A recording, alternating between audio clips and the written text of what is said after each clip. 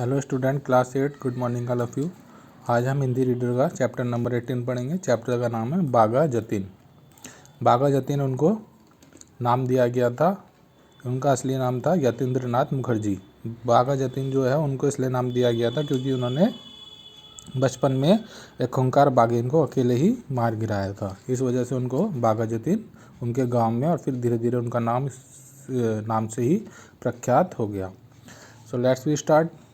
देश के विख्यात क्रांतिकारियों में शुमार बाघा जतीन का पूरा नाम यतीन्द्र नाथ मुखर्जी था।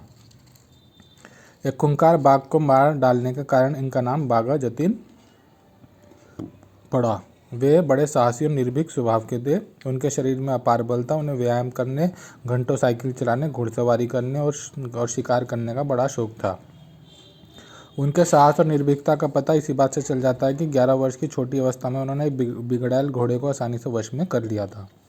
तो जो बाघा जतीन थे वो बड़े बहादुर थे और जो बहादुरी वाले करतब होते हैं वो करते रहते थे। उन्होंने बचपन में 11 वर्ष की छोटी उम्र में एक घोड़ा था जो बहुत ही बिगड़ैल किस्म का था, उसको आसानी से उसको काबू कर लिया था। यतीन्द्र नाथ बाघा जतीन के नाम से कैसे प्रसिद्ध हुए, इसके पीछे एक बड़ी रोमांचक घटना है। 1906 ईस्वी की बात है। बंगाल के नदिया जिले के कोया गांव के आसपास एक बाघ ने बड़ा आतंक मचा रखा था। जब मौका मिलता वह पशुओं को उठा ले जाता, कभी कभी गांव वालों पर आक्रमण कर देता था। इससे चारों ओर भय का वातावरण व्याप्त था।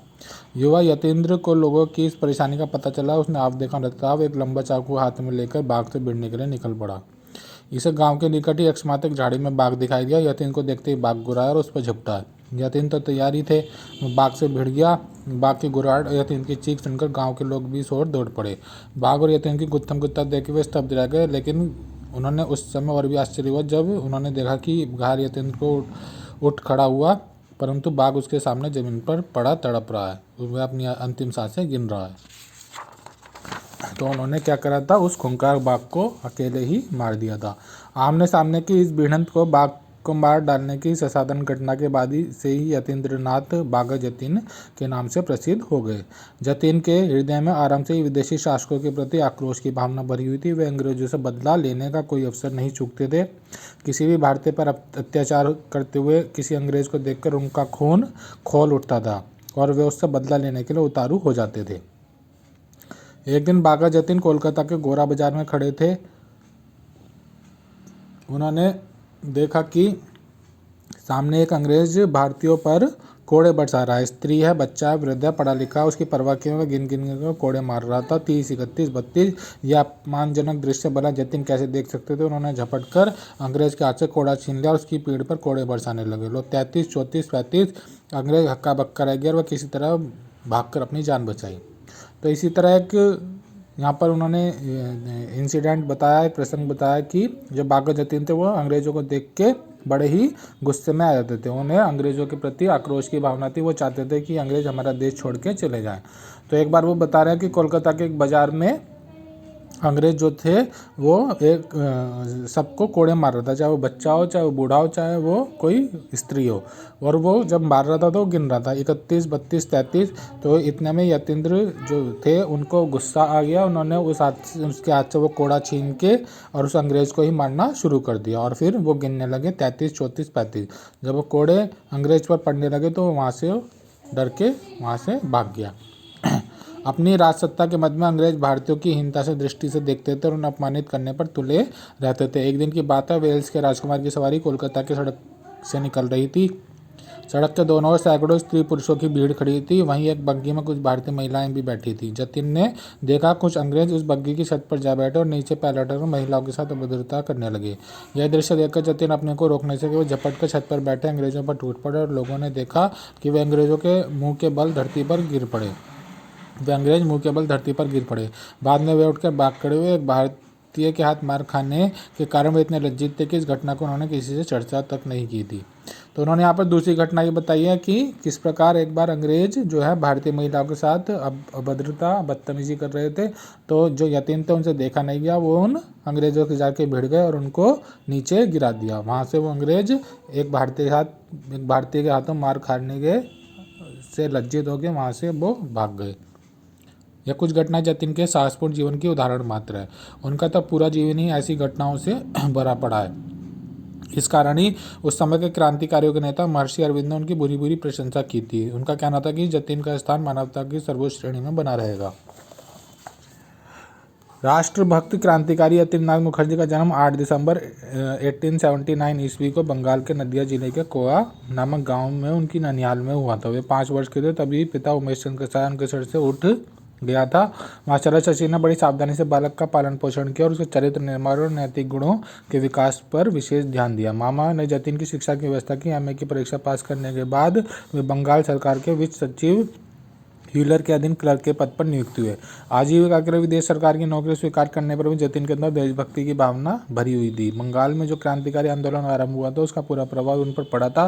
बंकिम चंद्र का प्रसिद्ध उपन्यास आनंदमठ प्रकाशित हो चुका था। वह उपन्यास और विशेष रूप से इसमें सम्मिलित वंदे मातरम गान क्रांतिकारियों का कंठहार बन गया था। जतिन आनंदमठ से बहुत प्रभावित थे। समाज सेवा के कामों में भी जतिन की बड़ी रुचि थी। जहाँ भी किसी को संकट में देखते सहायता के लिए पहुंच जाते हैं। उनकी इस सेवा भावना से भगिनी निवेदिता बड़ी प्रभावित हुई और उन्हें जतिन की भेंट स्वामी विवेकानंद से कराई। जतिन के ऊपर सन्यासी भोलानाथ गिरी का भी प्रभाव पड़ा। भोलानाथ गिरी अपने शिष्यों में देश की स्वतंत्रता के लिए संघर्ष करने का मंत्र फूंकने के लिए प्रसिद्ध थे। जतिन ने उनसे दीक्षा ले ली थी। सन 1905 में बंगभंग विरोधी आंदोलन से प्रेरित होकर बंगाल में अनेक गुप्त क्रांतिकारी संगठन बन बैठे। उनका उद्देश्य विदेशी सरकार के विरुद्ध अपनी समांतर सरकार स्थापित करना था। इस आंदोलन में अरविंद घोष की बड़ी महत्वपूर्ण भूमिका थी। उन्होंने अपने विचारों के लिए प्रचार के लिए युगांतर नाम की पत्रिका प्रकाशित की और इसी नाम का एक बड़ा क्रांतिकारी संगठन बनाया। इन सब कार्यों में जतिन अरविंद के प्रमुख सहयोगी थे। उनके उत्साह लगन राष्ट्रीय सेवा की भावना से प्रभावित होकर अरविंद ने उन्हें अपना दाहिना हाथ कहते थे। जतिन यह सब कार्य सरकारी सेवा में रहते हुए कर रहे थे। उनकी सरकार विरोधी इन गतिविधियों की किसी को भनक भी नहीं लगती थी। अपने आकर्षक व्यक्तित्व के कारण वे युवकों को सहज ही अपनी ओर आकर्षित कर लेते थे। वे उनसे कहते इंसान बनो, गीता पढ़ो, मृत्यु से कभी मत डरो।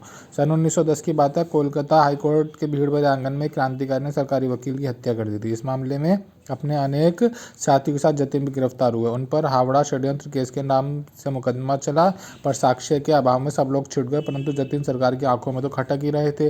उनकी सरकारी नौकरी छूट गई और खुफिया विभाग उनके पीछे पड़ गया।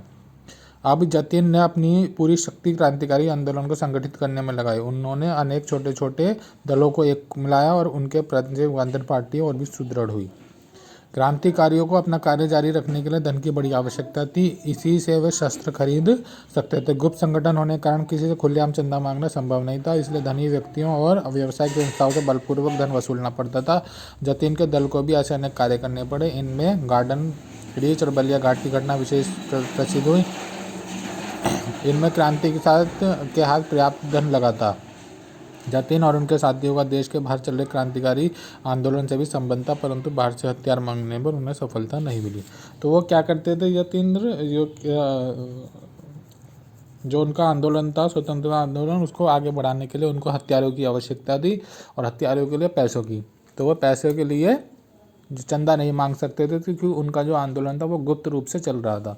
तो वो क्या करते थे, अमीर लोगों को से लूटते थे। अमीर लोगों को से वो और व्यावसायिक लोगों से पैसा लूटते थे। सरकार के खुफिया विभाग को यह पता चल गया कि जतिन का पथरिया घाट का घर क्रांतिकारी गतिविधियों का केंद्र है और वहीं सारी योजनाएं बनती हैं। एक दिन पुलिस ने अपना एक मुखबिर उनके घर भेजा। क्रांतिकारियों को ज्यों ही उसकी असलियत का पता चला वह जीवित नहीं लौट पाया। उसी दिन से ब्रिटिश सरकार की पूरी शक्ति जतिन के पीछे लग गई, किंतु जतिन उनके हाथ आने वाले जीव नहीं थे। वे और उनके साथी स्थान बदलते रहे और अंत में पुलिस को उनके छिपने के गड्ढे का पता चल गया। पुलिस दलबल के साथ उस अड्डे को जब तक घेरती, जतिन उसके साथी वहां से भाग निकले।